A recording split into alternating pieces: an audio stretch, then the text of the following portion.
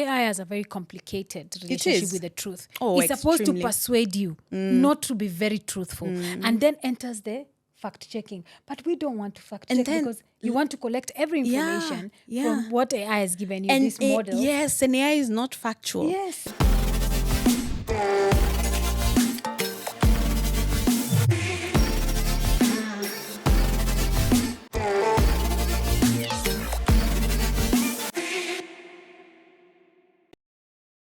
Hello, everyone. Welcome back to another exciting and informative episode of Digital Data Podcast. I'm your host, Cecilia Maundu.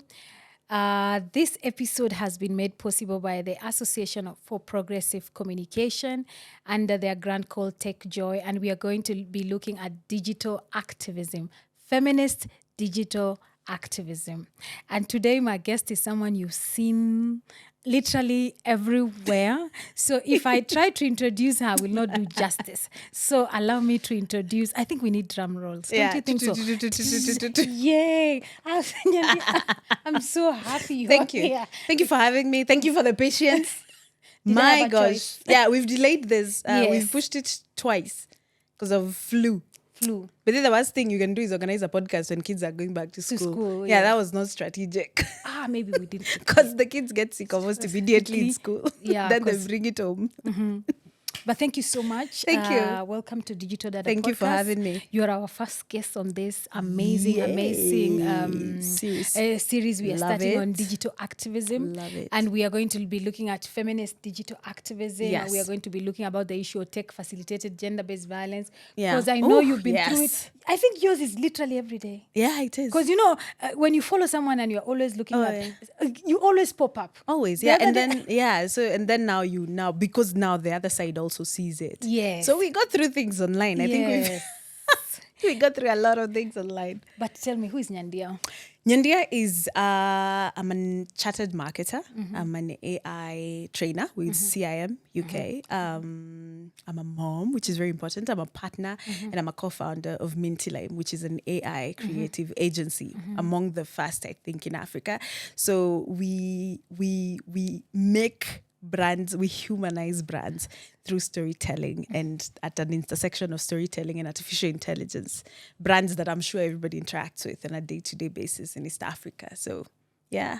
That's amazing. Yesterday I was seated on a panel at Triara University, and one of the things that came out clearly is the issue of AI, the intersectionality of AI and journalism, and how they can be able to incorporate AI as journalists to be able to be telling their stories. Yeah. So thank you for being here. Asante, thank you for having me. And so I want to go to the first question. Yes, please. Could you share your personal journey in technology and digital activism in Kenya?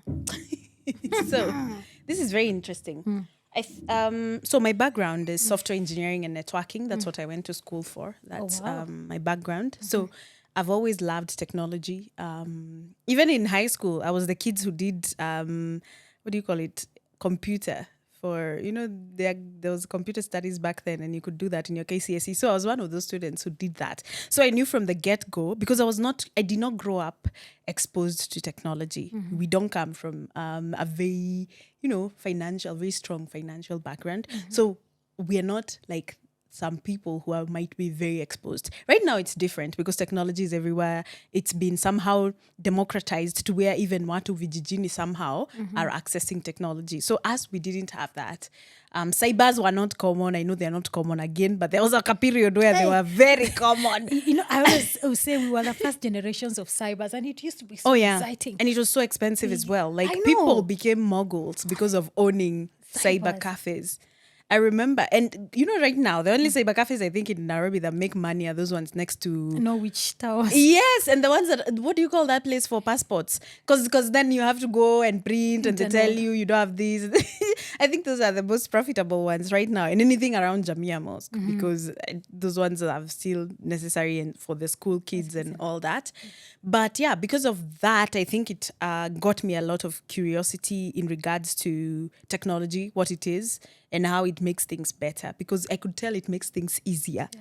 So every day, every year, it was about upskilling to help myself do better because of access to technology. And right now with AI, let's not let's not even talk about it, because now things are way easier, way faster, way better.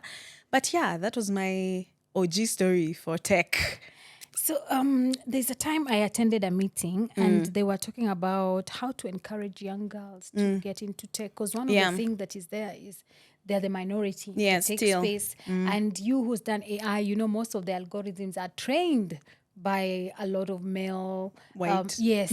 And that's why we are seeing some of the things happening even in terms of the issue of tech facilitated gender-based violence. So you as a young girl, if you were to advise even your daughters, what would be the one thing you tell them about tech? So first of all, intentionality is in exposing your children to technology early, because then that way you're able to guide their process of curiosity, as opposed to letting them find out things for themselves, because then the way they find out through their friends or neighbors or whatever sometimes can deviate from what the goal is. They'll now start being curious about weird things that you don't want. But then exposing them early is really brilliant. In my kids' school, they do coding. She's coded since she was, I think, 5. But what people don't know is that the MIT program, because it's a Massachusetts Institute of Technology program, it's actually free. Yes, and people don't know this. I think I'll find the name for it. I'm trying to remember what it's called. But it's a free program that teaches kids how to code.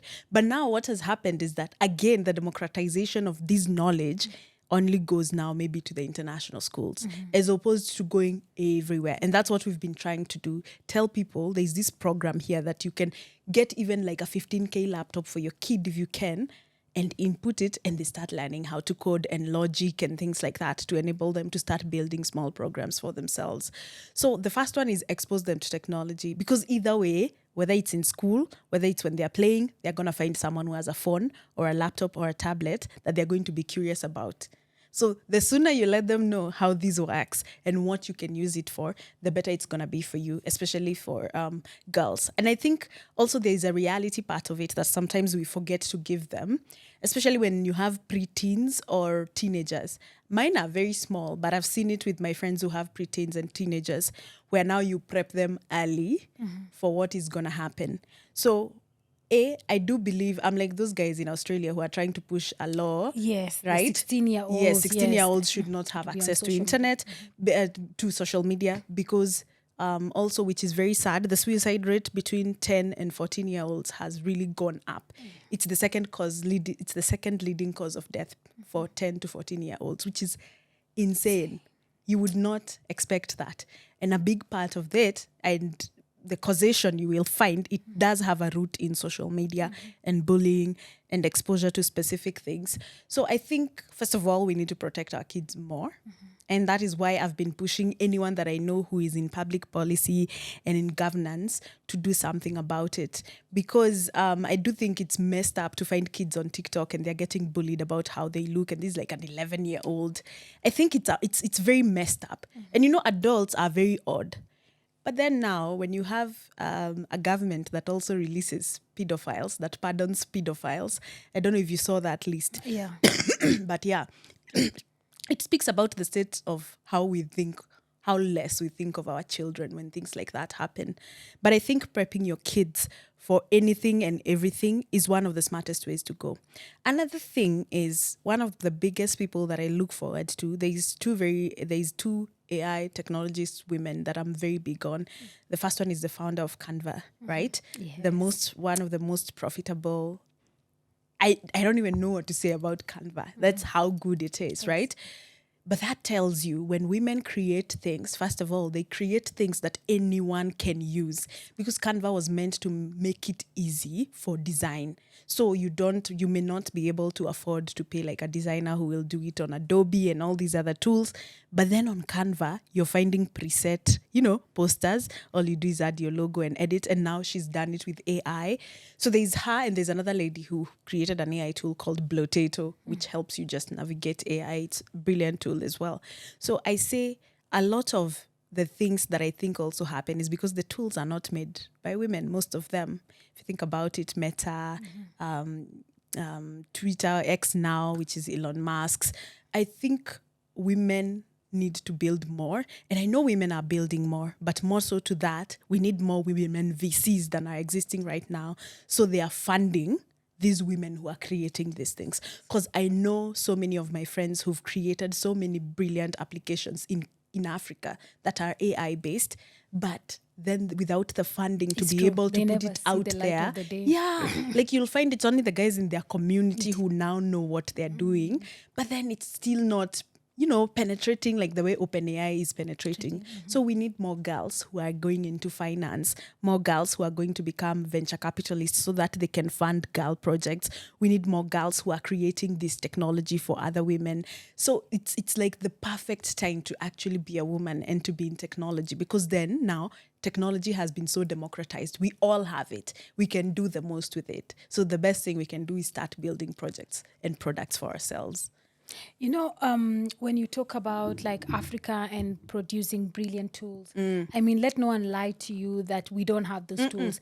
They are there. Unfortunately, because of the funding, us who are from the global majority, they never see the light of the day. And that's why we need to keep talking about this issue of funding day in, day out. Because we need more people who look like us, who have that type of money. Exactly. Yeah, to give us that money to be able to propagate this information and these tools. Yeah, not us using tools that were designed out there, not for us in mind, but because we have no choice, we have to use them. Yeah. Anyway, let's talk about what drew you to focus on women rights, like women rights and digital activism. Okay, so I got heavily, I think I've always been an activist. You just don't know what you're doing is activism. I believe anyone who finds an injustice and tries to figure a way to sort that injustice or to bring light to that injustice, you're an activist at heart. Digital activism was not so big, but we still did it. So I found that if you go to your tweets, maybe in 2014, 15, you'll still find places where you're like, no, this is wrong. This should not be happening. The way the government is spending, the way this. So you'll find that we were digital activists and we would openly speak out against these issues. But I think it became more last year because the finance bill became that much more propagated. Yes. So we needed to talk about it. You remember the tax on pads, the tax, like it was just some very odd things that needed to be spoken about. So we needed to now bring down that information to a level where everybody could understand it and where anybody could understand that, oh, this is getting taxed, this is getting taxed, this is the repercussion of this is the repercussion of this. And then I think because we became such a big collective voice, that is where now you would say almost digital activism was at its peak. Yeah, but it was created, essentially we'd been doing it for so long. It's just that this time there were so many people. Yeah. Were at it. Yes. So how are Kenyan feminists like yourself using digital platforms to mobilize, advocate, and shift narratives today? Oh my gosh. Dad, what do I even say? One of my close friends, Njeri Wamegwe, who runs Usikimia. I've interviewed her. Yes. So she's one of the people who have enabled you because she started Kitambo on Facebook, and guys didn't even know this. I know guys now see her on Twitter, on X more. We pushed her to get on Twitter, but in reality, it was more of a Facebook, because Facebook has communities. A very big Facebook, community. yes, it was a little different, but that is where she started. And she's, I think, the people that you would say were the first, especially when it comes to digital GBV, other than, of course, the other GBV, where she started highlighting it and showcasing, by the way, this is a case we have. This is what's happening. We need money for this. We need to take them to hospital or to the police or something of the sort. So I think for me, that set precedence on what, first of all, digital feminism was going to look like, the topics that we were going to be heavily engaged in, and why it was important.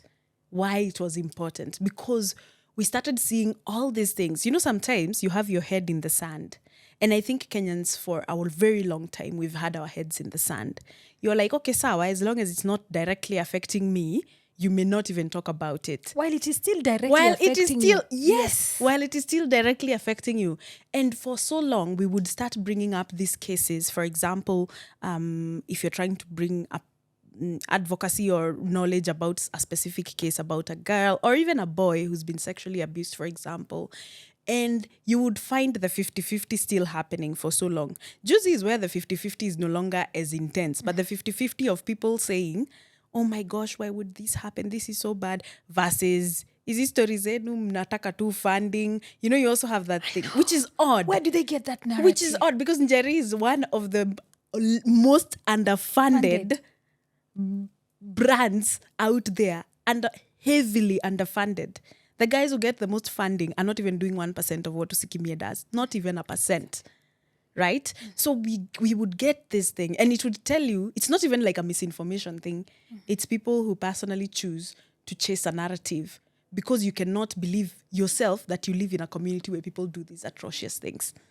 So you're trying to just find all things to justify rather than actually taking this for what it is. So that is what made us now know we need to talk. And we started banding together because we would find men in the comments who would come and abuse us. You're abusing us, and we are literally just talking about how we need funding to take maybe Mzee or a woman who's been sexually abused by her children. You're finding a reason to abuse us. So I think it created now that need for us to band together as women, which is sad because essentially sexual abuse, whether it's of children, of older people, anything, it affects us all. But when you find that 99.9% of the people who are insulting you for bringing these cases forward is men, then we needed to now come together as women and find ways to encourage each other. And I think that's where a big essence of digital feminism came up. We also realized, which is very sad, that whenever any woman was being critiqued online, it could even be a political issue, a general political issue. Maybe the town is dirty or something. Instead of catering to that one fact, it would always be like, lakini wewe ni mwanamke. So you're like, what does this have to do with the other? It's a political thing. Like, I'll never forget one of my worst cases of online bullying. It had something to do with, I can't even remember what it was, but it was a very small, stupid thing about football. And I didn't even like insult someone. But then I think the people who came and commented after something I spoke about, it had to do with Baba, by the way. You know the way Baba has fanatics. What are you saying? Love Is that- Baba. Yes. Baba is juicy too, where people have started becoming like, that's a little odd. But in reality, we've always like, I know. Baba stands for something. For so long he did. I was telling someone since I started my voting yeah. journey, he's the only person I'm I like, I voted think for. you people, I sit and I'm like, I don't think you people even understand how many people loved Baba. Nijusi after now finance and it started now when things changed. Yes. But I remember it had to do with Baba. And then this guy started now insulting me. Mind you, this is a guy who is known to make rapist jokes on Twitter. This is a guy who makes pedophilia jokes on Twitter. And I found people, very cringe behavior. And so he started going and looking for my photos online, which is very funny. And then bringing them to Twitter and then insulting me. That. And then the joke is, which people are telling him, they're like, this is so funny because you can't find a bad photo of her. So what are you doing? You're not proving the point, because he was trying to prove a point which was not land. It was just a stupid, honestly, a stupid individual. Yes. So we are talking about Baba, but now you think you can attack me for my looks, for my nose ring. Yeah, he called then the most boring insult you can call women, which I find really boring, a prostitute. I'm like, that is so uninspired. Like, just go and study something and come insult us with like proper. And we have moved on. Yeah, from that. who calls people prostitutes anymore? Surely in 2025, you like. I'm like, okay, next. What? What am I supposed? Like, what? Give me something. Give me something. Give me something intellectual that we can debate about. But calling me, it's neither like what.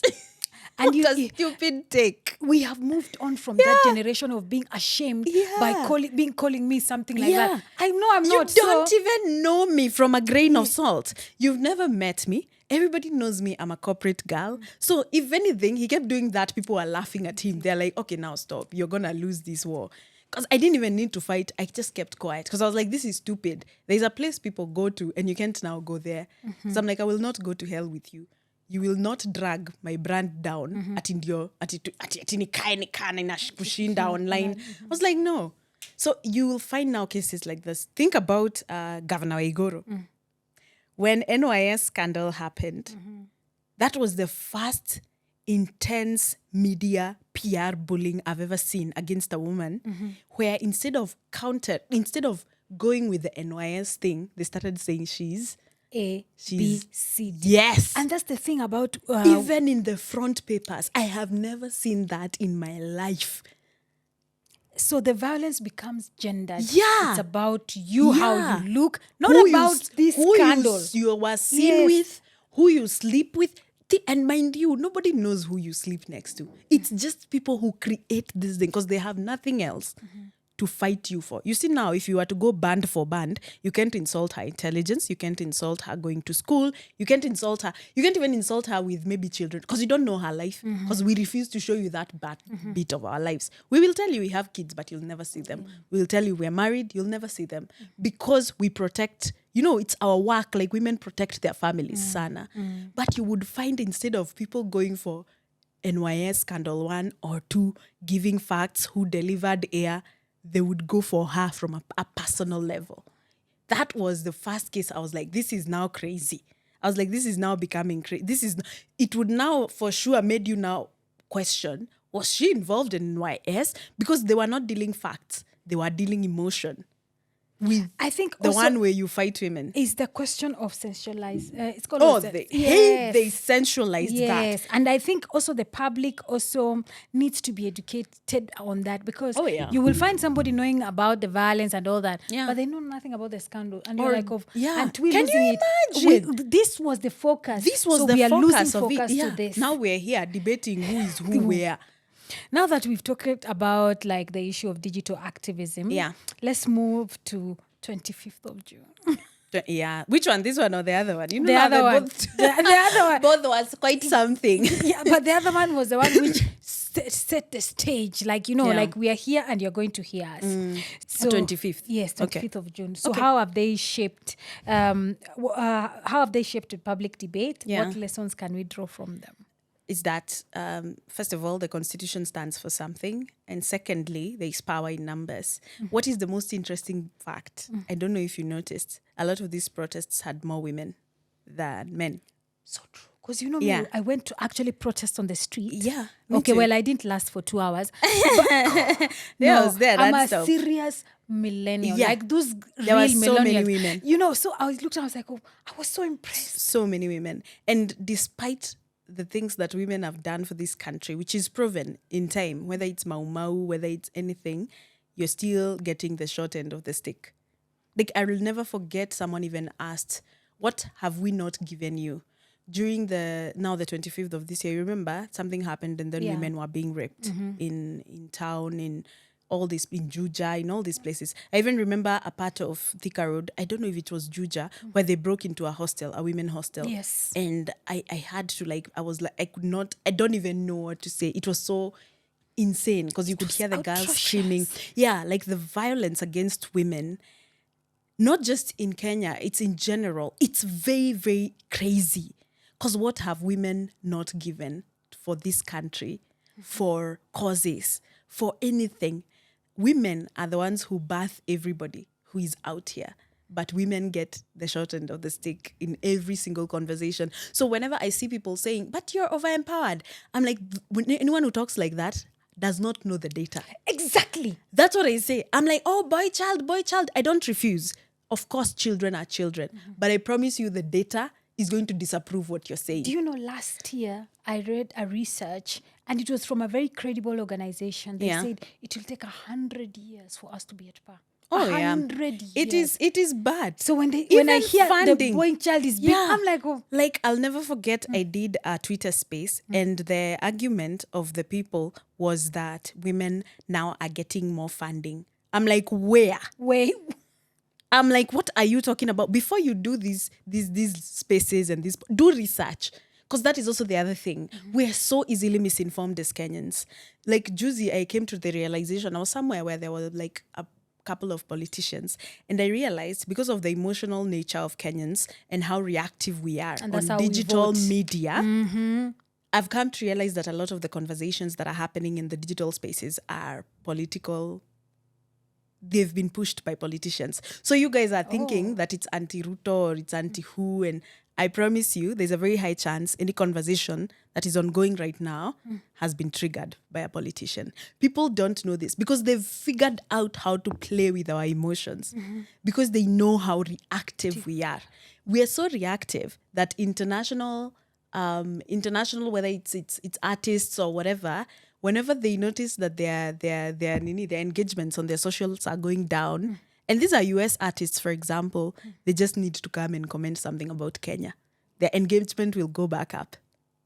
Because we are triggered so easily. We are so easy to rage bait. So easy to rage bait. I've never looked at it that way. Yeah. I remember even when Mutua Matheka was talking about it on his TikTok, and I was like, oh my God, this is so true. Like, all they need to do is either say something to do with Kenya or comment about a Kenyan or something. You can be positive or negative light, but their mentions will go up and their engagements, and they're back to being monetized. Because we are so easy to rage bait. We are so easy to also manipulate, sadly.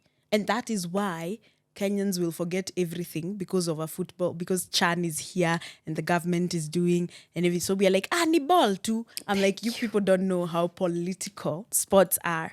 Extremely political. I know. In fact, during the Chan period, I was like, are we easily so swayed just like that? Yeah. In a moment, yeah, somebody MCA has 1,000 tickets or 100 tickets, and I think they've everything. really done a research on our minds. They have, and they're like, we know how to deal with them. Oh, they play around with us online so much, and that really is that realization has changed so much. And I realized it 1 week ago in conversations with people who are there, who do political management, and some politicians as well, when they were saying, everything, these things you're seeing here, trust me, it's in social engineering. I was like, oh my God, that is so true. A big part of it is social engineering.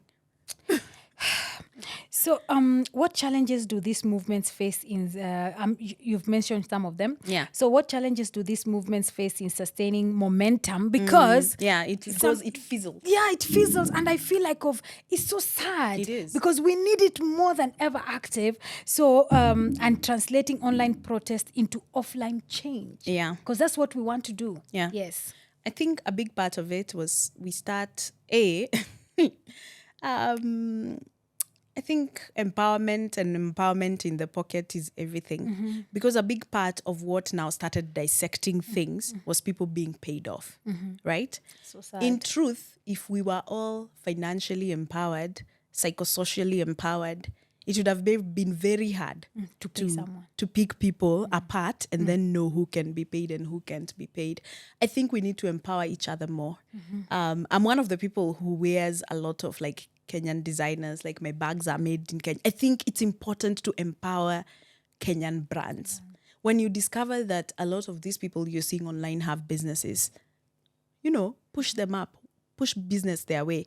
I feel like that is one of the ways that enable people to then be able to focus on not just your hunger for today.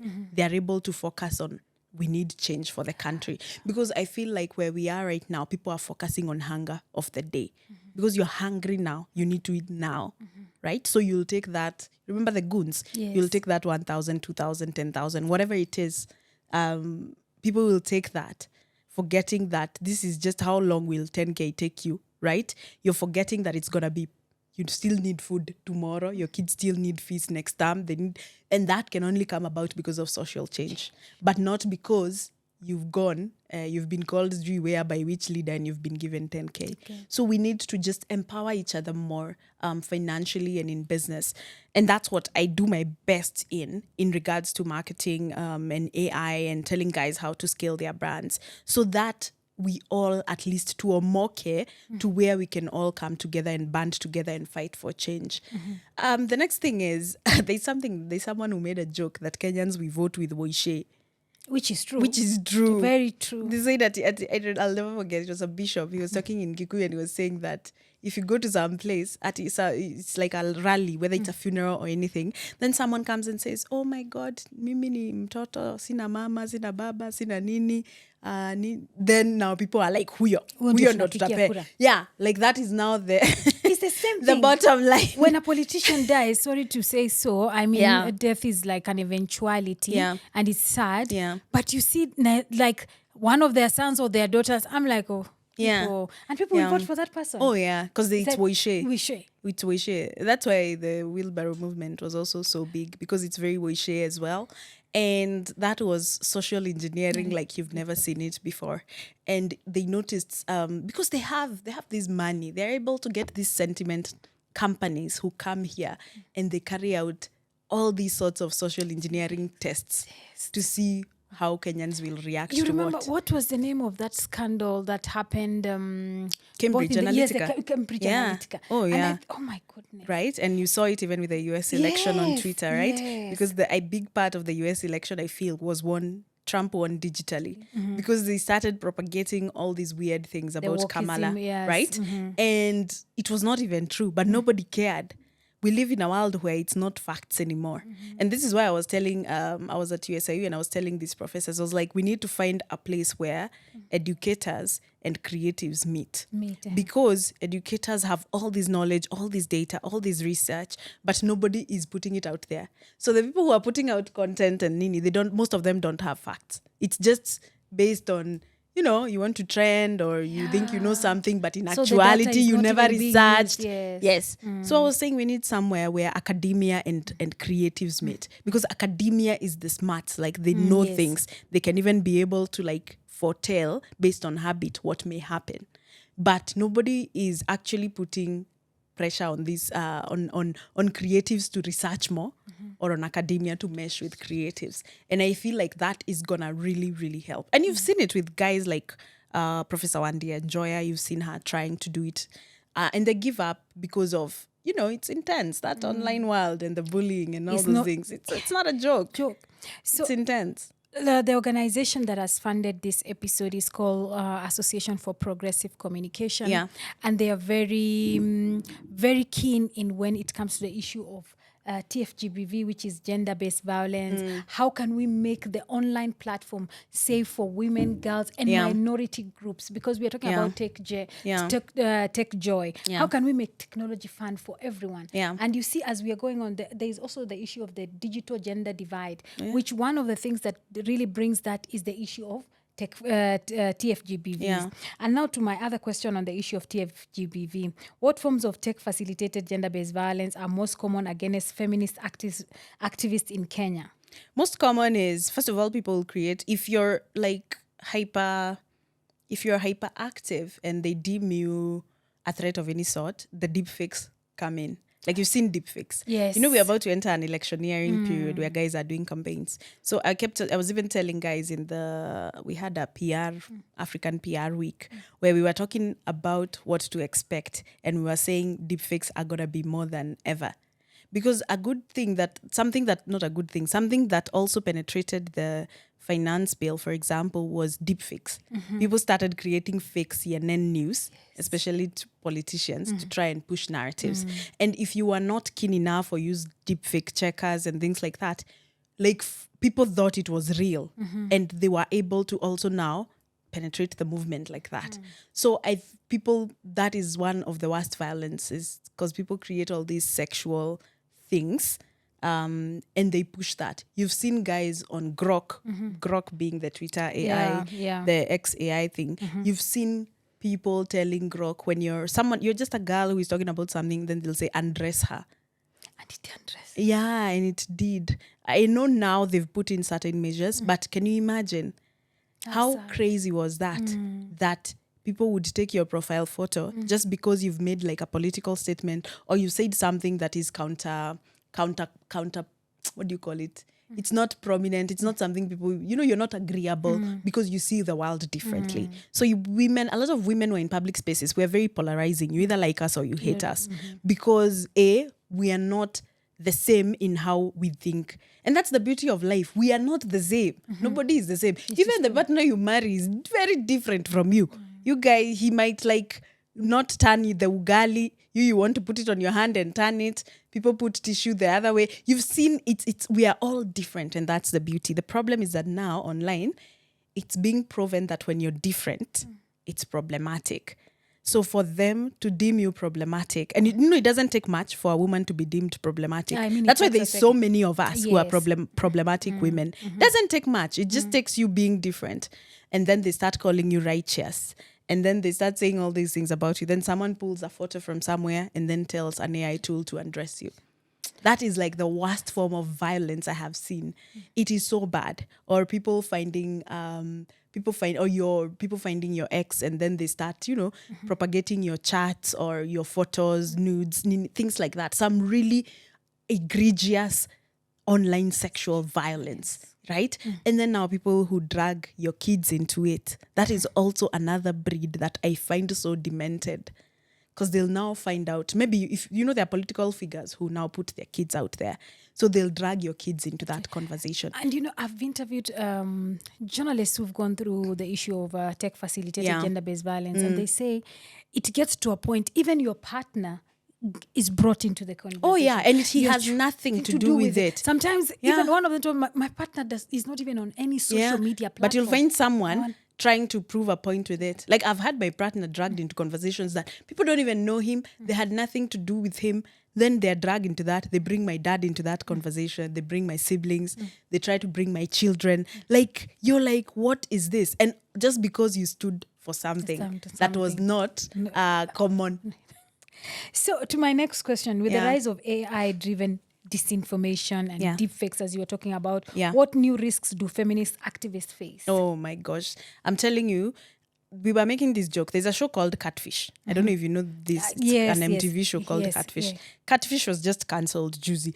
And women were like, you're cancelling a show about catfishing in the era of AI, where guys are now going live with people's photos, and you think it's a live video, and it's not. It's a deep fake of a girl, because you have tools like HeyGen that allow you to do that. HeyGen is an AI tool that is so brilliant. You can create your own personal avatar, and it looks exactly like you. So you can upload your photo, and then you just type words, record your voice, and it just shoots like a video that you've done. In an era where that is possible, you want to remove a show about catfishing. And we're about to enter an era where catfishing is on the next level. It's crazy. Like, I remember I have friends who are like the more on the stronger feminism side. They cannot even date. They can't, because they get such abuse in their DMs. Like, I'll never forget one of my strong feminist friends who is very renowned in Kenya. She was telling me her DMs are full of videos of men jacking off to her to prove to her she's nothing to a photo of her. Like, you hear things, you're so shocked. You see them. Can you imagine how violent that is? So she cannot even date here. She has to date in places. Thank God she travels. She has to date in places where people don't know her. Because huku you will date someone you don't know, ni mtu ameku, amekuplania. You think you've just met someone strategically, but they've actually planned these all. And I think that is where, sadly, it's going, because again, of the AI world. You're going to a place where you will need all these sorts of fact checkers, because nowadays we're not in a world where people care for facts. You've seen it with Tylenol, saying Tylenol causes autism, that there are no old autistic people.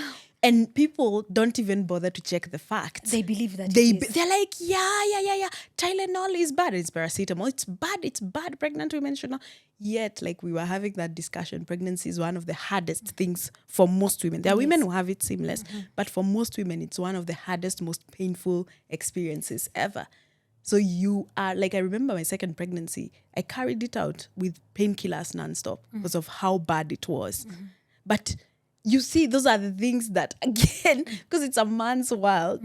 The patriarchy. They don't know it. They can't relate. And now that you talk about misinformation and disinformation, allow me to say this. AI has a very complicated relationship with the truth. Oh, it's supposed to persuade you not to be very truthful, and then enters the fact checking, but we don't want to fact And check then- because you want to collect every information from what AI has given you, this model. Yes, and AI is not factual. Yes. Like there's even a tool that automatically tells you, please recheck the facts. AI is Yes, not always please right. fact But check. nobody checks that. Kwanzaa GPT, if you go like to there's a Stanford list of indexing of which AI tools are the best in terms of fact GPT is not among the first, but GPT is the most prominently used AI tool, yes, right? for So sure. among the heavy fact checkers are things like maybe Grok, Perplexity, Grok, which is odd, but I think it's because Grok is allowed to be, and that's why Grok sometimes makes egregious mistakes. But then it learns quickly and it adapts. But you can imagine most people, you will tell, hey, you need to go use multiple tools and then you fact check. They're like, for what? See, I'm just going to put on Nini and it's going to give me this. And they don't even use the deep research one that where it's going to cite facts for you. It's just the general one. So we're in a world where people don't want to research anymore because it's too much work. No, I think that is very wrong because also we're in an era whereby information is flying left, right, and center. And very quickly. Yes, if you don't fact check, then you're putting information out there that is not, leaning to disinformation. Anyway, so as we move to the tail end of this conversation, from your perspective, are current online safety mechanism by platform, policy, or even AI moderation sufficient? No, not at all. First of all, the fact that most governments don't even have implemented AI policies is a problem. We first think about it this way. Even when we started using computers permanently, we still could not tell what was a computer crime. For so long, there were no cyber laws. And even now, even in Kenya, the cyber laws are not very stringent. You know what I mean? So imagine AI. If we've not even figured out how to say which computer laws are really bad, we don't have that. Where you would think governments would jump on. We were having this discussion again with a few professors about how the EU they have laws. The European Union created an AI framework and an AI policy for its European Union countries. That is it's quite strong and it's quite good because at least it has some direction. And it's working for them. Oh, yes. Then now you have countries like Denmark, which come in and implement even stronger AI laws where they say any AI company that is being used in Denmark must have the servers in Denmark. So the information is not leaving the country. Amazing. Any AI that wants to create, say, images or, portraits of people who are Danish, you cannot do that, like outside of Denmark. You have countries that are strongly putting these laws. Then you have now these others who are just, not doing the most. That's what we were asking. What is the African Union doing in regards to AI? Nothing. It's become a political tool. For what? Yet you're meant to actually come in and support these countries to be able to, safeguard their citizens. But we're in a country where, and AI is like a cat in a bag. Once it's out, it's very hard to put it back in. I like that. So we're about to get into a point where AI is in infancy. The AI you see now is infancy. So you can imagine what AI is going to be like 3, 5, 10 years from now if this is infancy. I was watching another podcast, The Diary of a CEO, and there's this guy who was invited. Yeah. And the things I had there, that's why we are going to have that conversation in another episode, because I really need you to have you here. Yes. Because the number of times I've wanted to interview somebody on AI, it's a man. So one time I was sharing with my friend, she's like, then you're preaching water and drinking wine, because then when I saw, I was like, bingo. So I'll invite you for that conversation. Yes, we should. Yes. And even you saw that episode where they brought Grok's, I don't know if it's a Grok too, it's a Grok program where it's a sexualized cartoon of a girl and kids have access to it. And it's like a sexualized personal assistant that anyone can access and can give you almost anything that is online. And that was such a scary episode because he had child psychiatrists and child psychologists there. Stephen Bartlett had child psychologists there. And they were talking about what a mess this is. That kids can access an AI personal assistant who is sexualized. Okay.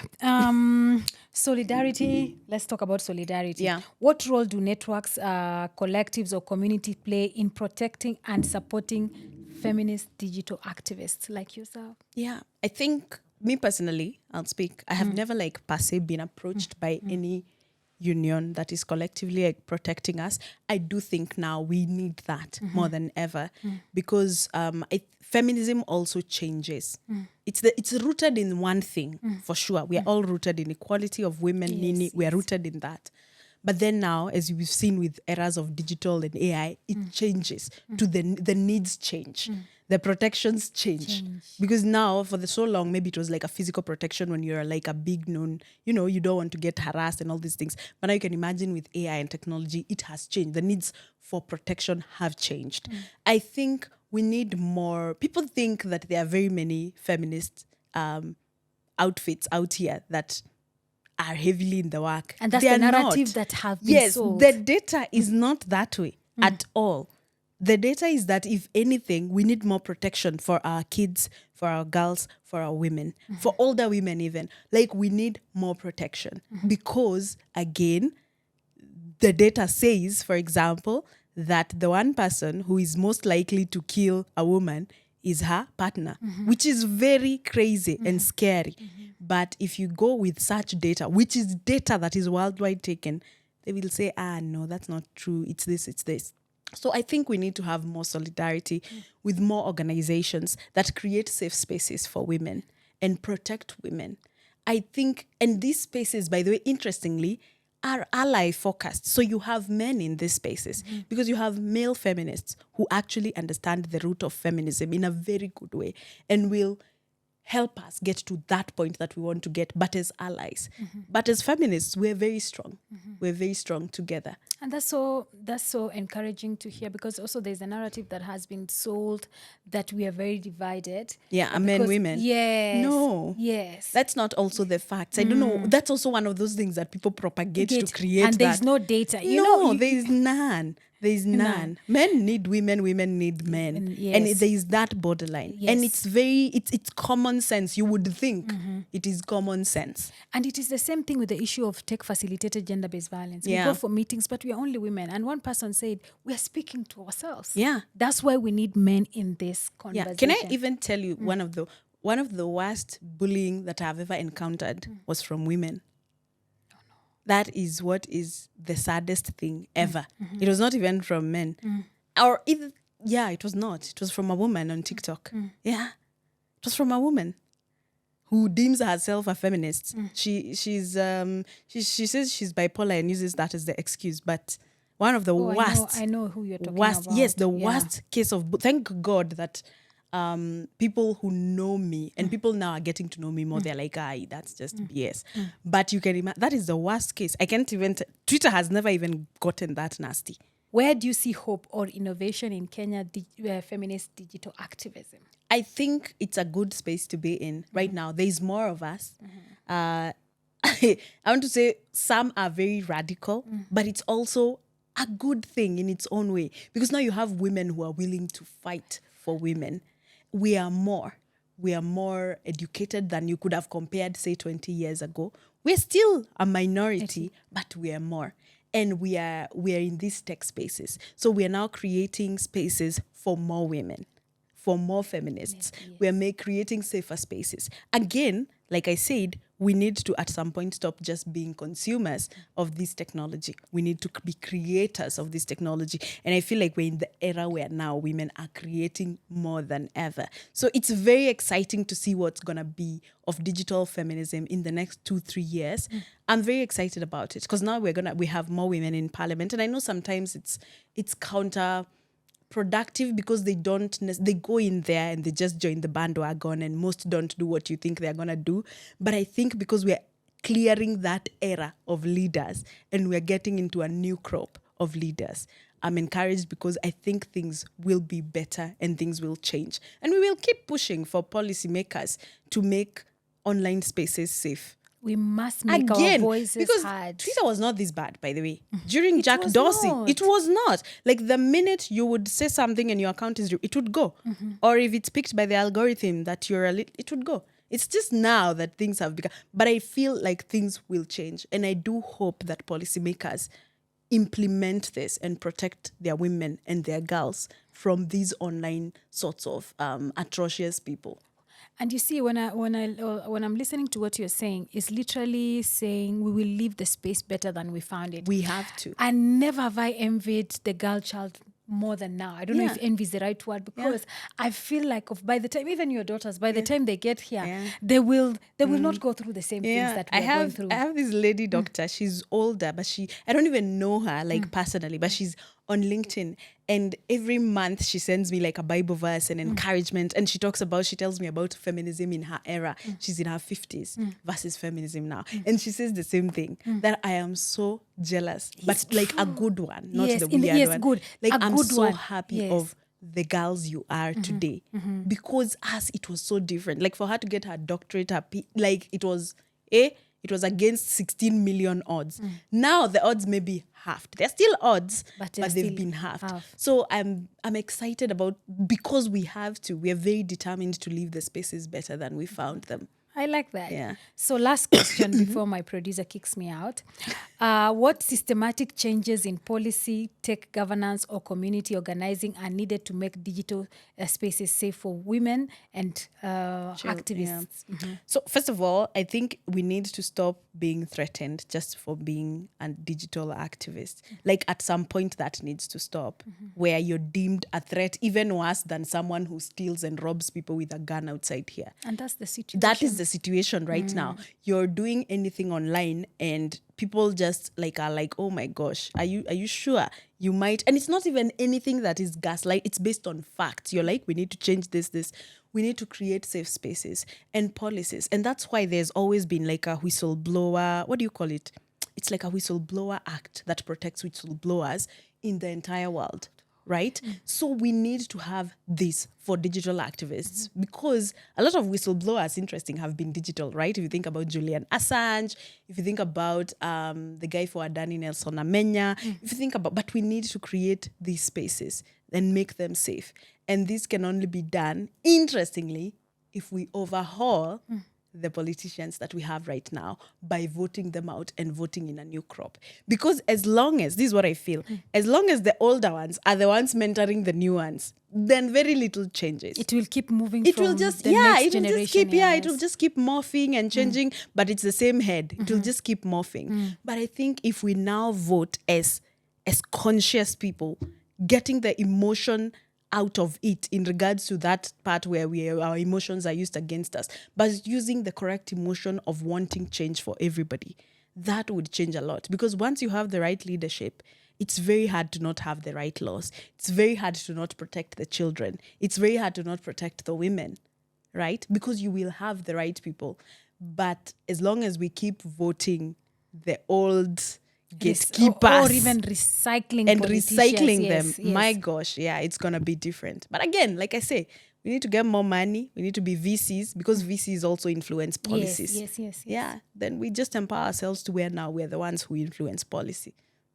You know, I could listen to you talk the whole day. I wish we had this. you. Yes, but as we said, we are going to have this conversation on AI, because I really want you to come and talk about AI and all that. Yeah. And I'm hoping that this time we are going to be having more time. Yes. So the last question, this is the last I mean it. Yeah. How can Kenyan feminist movement shape the broader global conversation on digital rights, online safety, and AI governance? Oh my gosh. I don't think feminist organizations sometimes know just how much power they are.